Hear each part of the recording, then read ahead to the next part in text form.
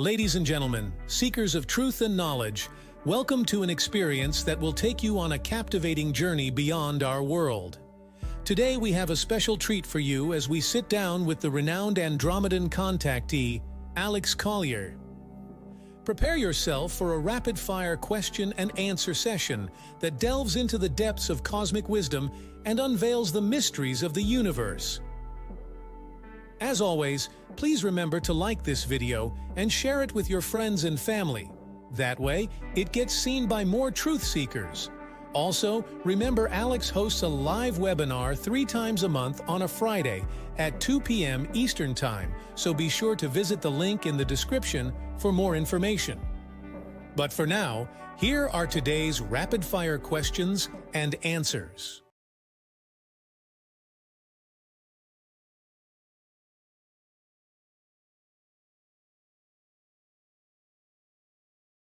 In a past webinar, you mentioned that our regressive space fleet had stolen a dangerous piece of technology from another star system.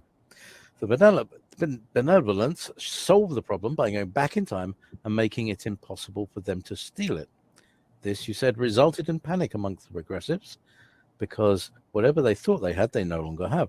Are they consciously aware that something has changed, or is the memory changed too? So it seems like it's always been that way. What a great time travel question. Time travel paradoxes. That's a great question. That's a wonderful question. Oh, yeah, they're aware of it. They definitely are aware of it. They certainly are, because if we're experiencing a mandala effect, what makes you think they're not as well? See, a mandala effect can occur in third density, and it can also occur in fourth density. And what I mean is that you know something to be this way, and years down the road, suddenly it's different. It's slight, but it's different, and it's not at all how we would remember it, an event actually occurring. It's been altered. And that's because of a timeline shift, of a changing of a timeline. So yes, they're absolutely aware of it. And that was the reason that I brought up the fact that a plan was given to the fifth density alliance by those in sixth density. They mapped out all of this. Okay, they're like the master chess players. They mapped out all of this ahead of time, and everybody is following the script.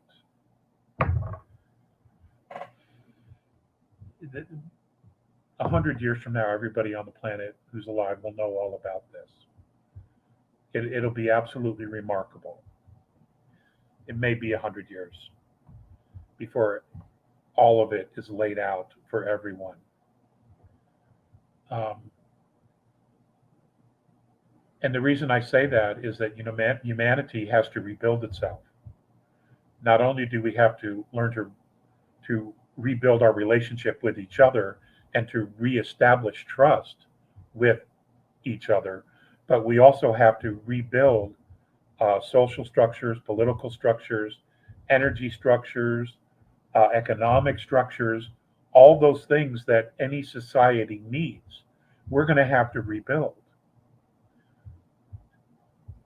What we have today, not barely any of it, will we want to keep once we realize how screwed up it is.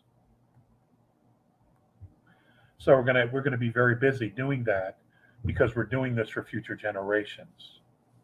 And it's those future generations that are going to be born into the new system, which we will be creating, that will be at the advantage of having the liberty and the time to absorb all the information and everything that was going on in the spiritual realm above us. And that's just the way of it. That's just the way of it.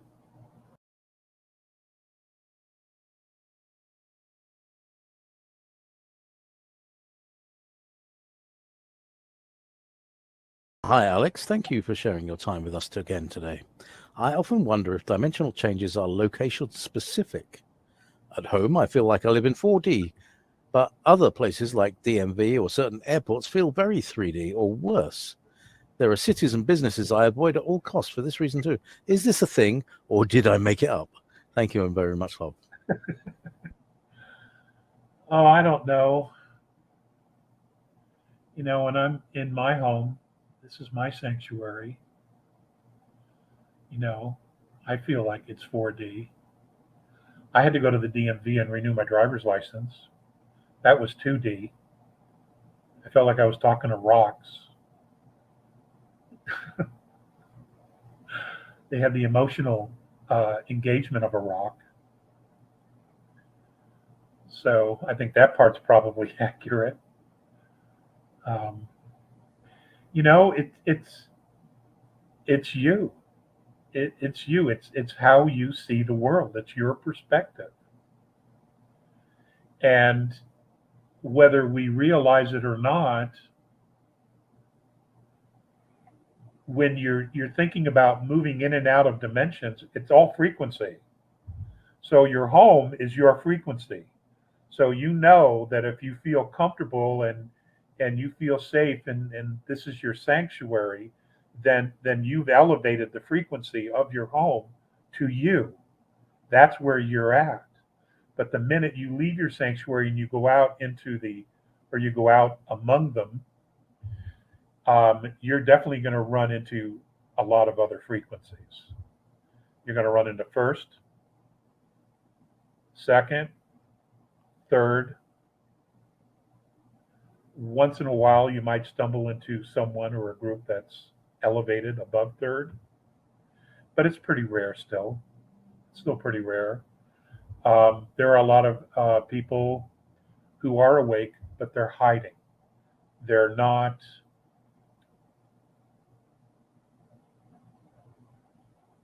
They're not sharing just yet because they don't know who's safe.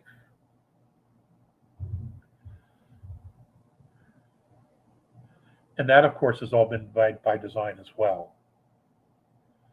Getting us to be afraid of each other, uh, being afraid to talk to each other because you don't know who you're going to offend.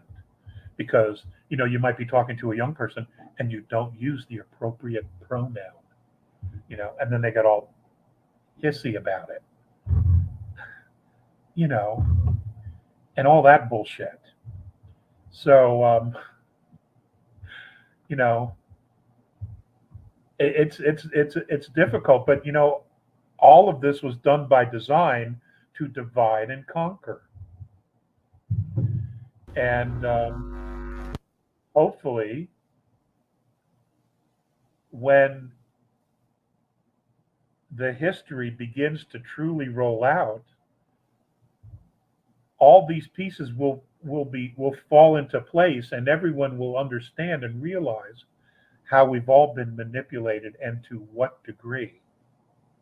I mean, this goes all the way back to when the Anunnaki divided humanity and taught us all to speak different languages.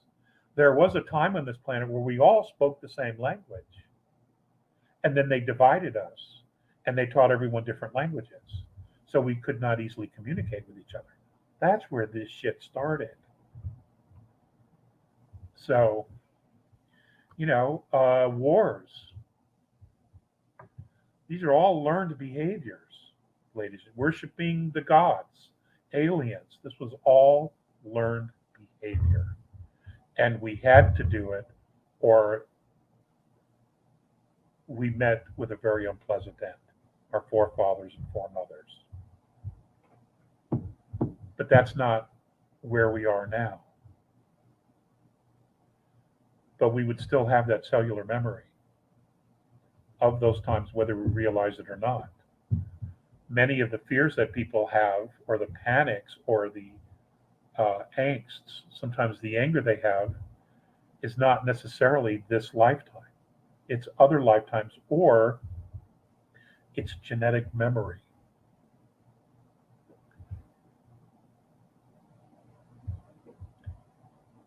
We are absolutely fascinating beings. We truly, truly are. And if we can remember the past, we can also remember the future. And that's what I try to focus on. I know that I've come back from the future to this place to help right a terrible wrong. So I focus on that. I focus on the future. Who was I then? Where was I then? And I try to reverse engineer my life. That there, 100,000 years in the future, whatever it is, fifth density, and then I engineer myself back to where I am today. And I'm like, okay, so how do I get back there? How do I progress myself to that place? And I'm working on that. And I'm working on that. I work on that all the time, actually. And I'm still a work in progress, you know. I'm still a work in progress.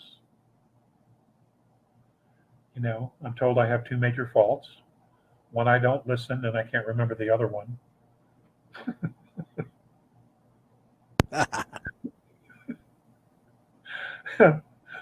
Anyway,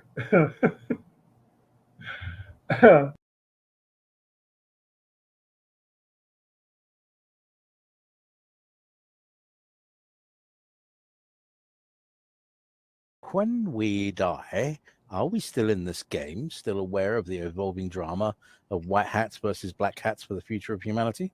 Do we get a breather away from this drama until the bell rings again and we go in for another work round to go back to work? Does the drama persist on the other side, or do we all just go back to source and laugh about it all? that's an excellent question. Um, when I had my two near death experiences, the old system was in place. That system no longer is in place. The capture, uh, and then the forced reincarnational system, that no longer exists. I genuinely cannot tell you exactly what happens now because I myself have not had another near death experience with that system being gone. I do know that if you talk to those of your loved ones who have crossed over, um, they do hear you. That is still in place. And I know this for a fact because I have been reaching out to my dad, and he has come several times to see me in the dream state. And what you know, it's interesting, and then I know it's my dad. Um, because he loved college football and he loved Notre Dame, the University of Notre Dame, the football team, Canute Rockne, and all of that. So when he comes to me, he's wearing a Notre Dame baseball hat. Now, my dad never wore a baseball hat. I never saw him wear a hat my entire life. Okay. But when he comes to me, he's wearing this Notre Dame baseball hat. And he's just like, hey, sport, how's it going?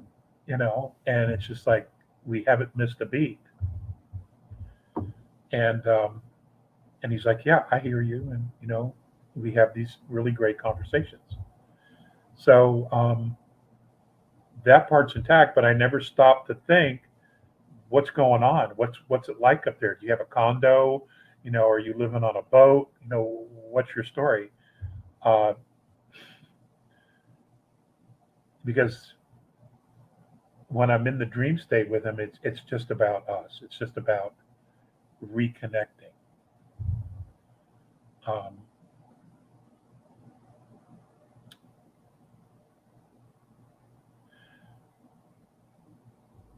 you learn, you know, sometimes we underestimate or overestimate our parents. Sometimes we focus on their flaws as opposed to what their strengths were.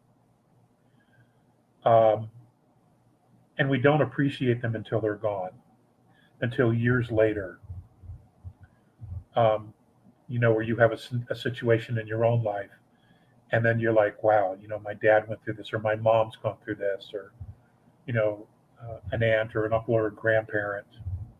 And then you begin to reflect on, you know, the moments that they were there, and the moments you had, whether it be holidays, and you see things in a very different light, and you come to a place of real appreciation for everything that they are.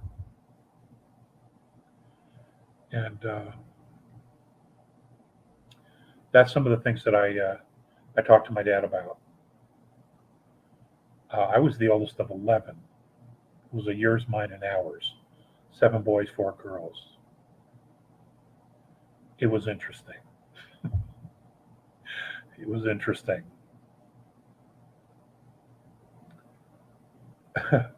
Great stories, though.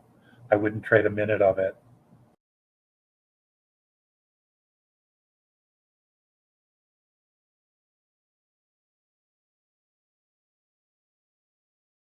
What's taking so long, Alex? What is holding things up from unraveling? I wish I knew. I wish I knew. The only answer I can give you, and the only thing that makes sense, is that it's in God's timing. I don't know other than that. You know, this would have been done if it were up to me. This would have been done. And the first thing I'd have done is taken out the media. I'd have put them all in jail. First thing, that's what I would have done. Lie to me now, bitch. That's the first thing I would have done. But I'm not in charge. I wish I knew, but I don't know.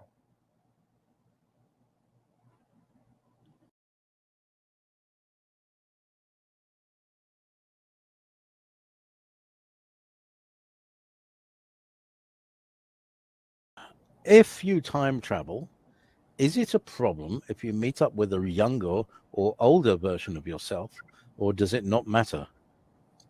Could you have a party? I don't know. I would love to meet up with a younger version of myself. And I would say, hey, let's take a walk, you know, and I would say, okay, this is what's coming up for you. Don't date her. Don't befriend him. Don't trust that one. Don't buy the Range Rover. I would tell him all these things that are coming up for him and say, this is what you shouldn't do. But um, because you learn what works by what doesn't work, and I would try to give him the benefit of what doesn't work to save him the time uh, of having to deal with all that crap for a second time, and where he can focus on building a life that he truly wants and needs, and that he's happy, that he's very happy with his life, and that he's joyful with who he is. I would do that as I would do it for any of my kids, and that's probably how I would approach a younger me, as if it were my son, or sons, or daughters. Uh, that would be interesting to say the least. You know, yeah. I would also tell them I had a chance back in 1994 or early 95 to buy Microsoft at 35 cents. Uh, and I didn't do it. And I had the money to do it. And, I regret that decision looking back. So I would tell them to buy the Microsoft, you know.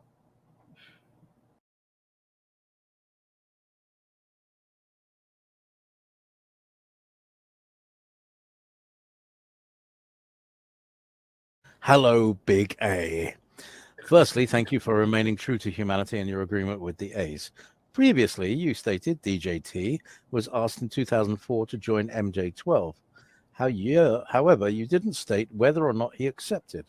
Could you enlighten us further? And is it true that MJ12 are no longer as nefarious in their dealings as they used to be?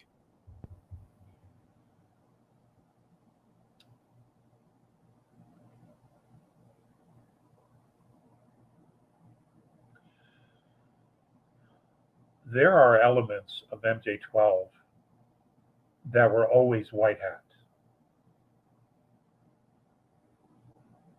Elements that were always white hat. Would it not make sense that those elements that were white hat then would be possibly part of and connected to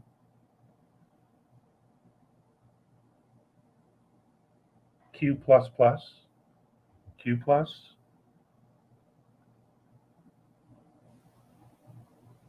I mean, think about it.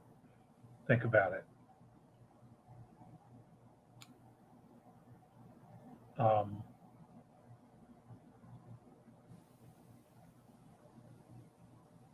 the deep state really, really fucked up when they took out JFK. They really did. They thought they pulled a coup. They did. They thought this is it. We've got everything we want now. We can control and manage it from here. Well, they did have a coup. However, it's all coming back to them now, and they will go down in glorious fashion. It will be epic.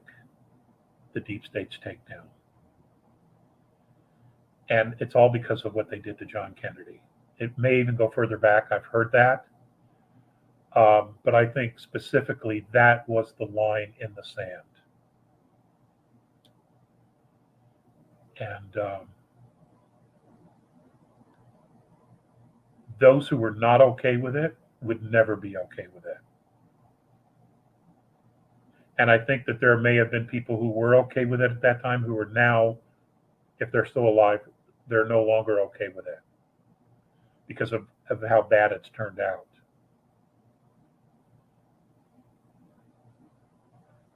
So that's how I'm going to answer that question in a vague, sort of misdirecting way.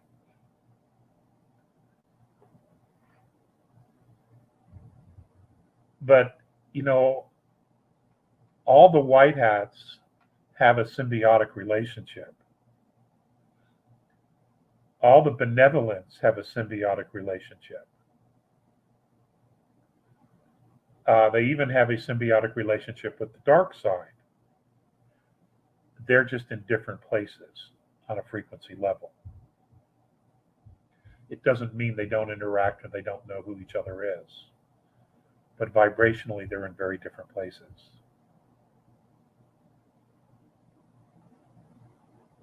Um,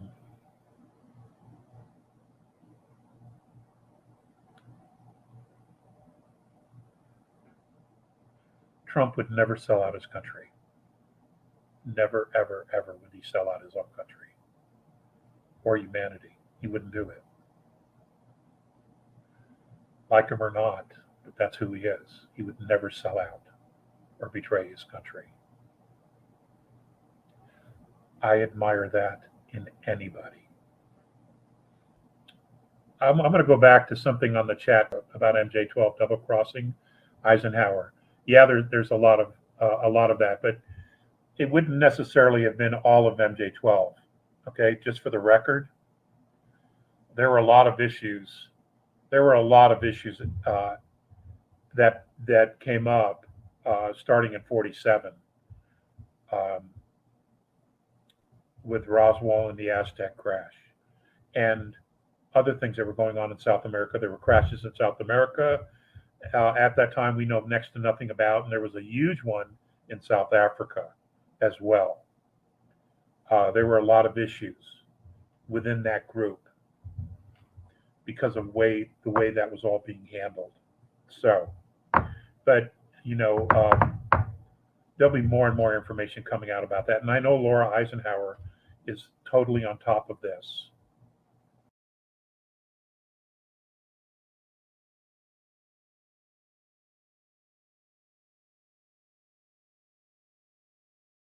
What are the Andromedans' thoughts on God? Oh, well, they refer to it as isness. They cannot actually clearly define it, or at least that's what they've expressed to me, which is why they refer to it as isness. In their opinion, if it did in fact have a gender, it would be the feminine principle, not the male, but the feminine principle, because it creates life, it creates physicality, it creates dimension.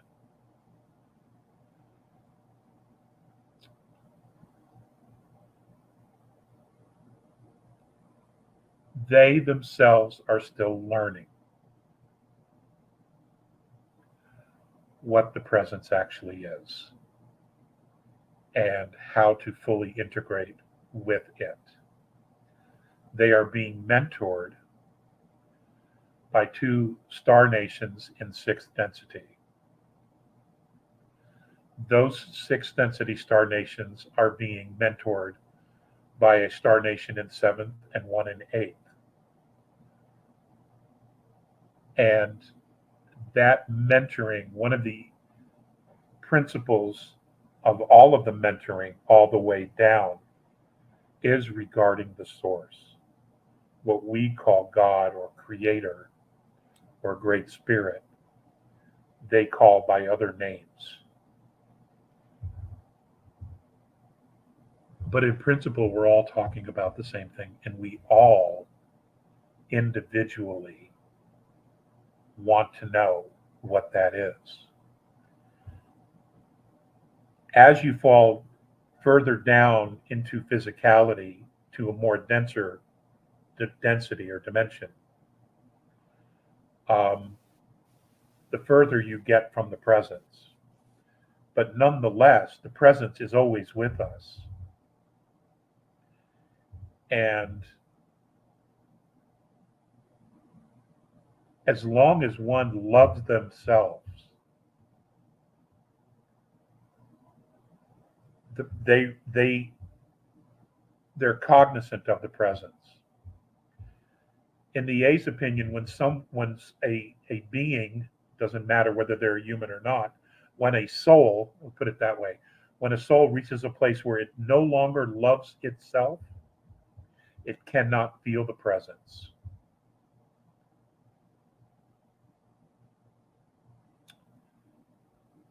And therefore does not believe in the presence.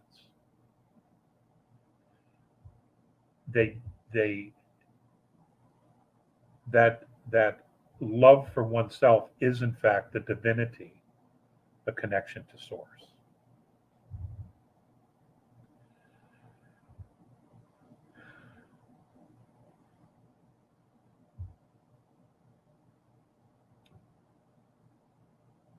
We have a lot to learn.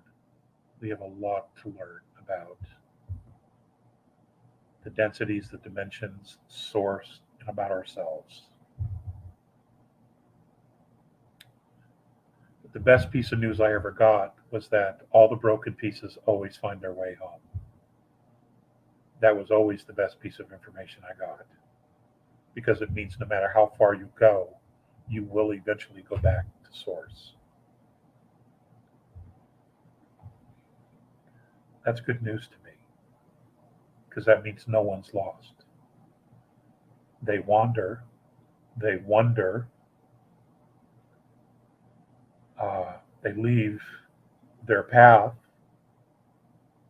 but at some point they always find their way back home.